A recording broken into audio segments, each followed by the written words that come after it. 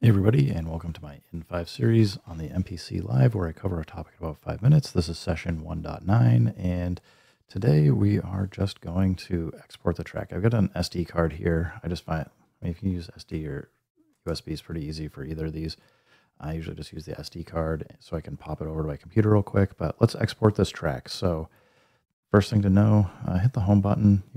This changed from 2.10 to 2.11. They're kind of moving more into the Akai Force kind of look and feel, which some of the stuff I think is pretty nice. Some of it I just have the muscle memory for moving around different ways faster. So anyway, I'm going to hit save. And we want audio mix down here. The audio tail, you want to think about this if your track has some kind of echo or reverb that you want to go out of the track, then you want that audio tail potentially to be 1 second or longer.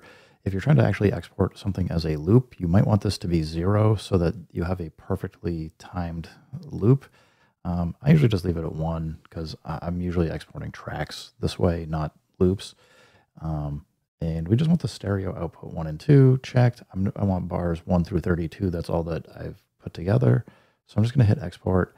As I said, I got my SD card. I'm just going to drop this over here. And for me, I've created a directory called tracks where, I've got all kinds of stuff over here for different projects. And I usually just put in whatever the name of it is. I don't know what this is. Maybe it's a friendly ghost. I don't know. I usually just put weird words together, and sometimes I'll remember what they are or mean, but we got friendly ghost. I'm just going to hit save. It'll take a little bit of time, but the longer it is, the more complicated stuff you got going on, the more time it can take. But this is fairly quick. You just end up with a WAV file, and then from here, once this is done, you want to, if you're going to either turn off your MPC, don't just take your SD card out, either shut it down, or you want to go to your browser and just make sure you hit this little up arrow that's over here to eject and just say, yes, I want to eject. That way, you can cleanly take out your SD card and not corrupt your files or have any other kind of problems that would be really upsetting and distracting.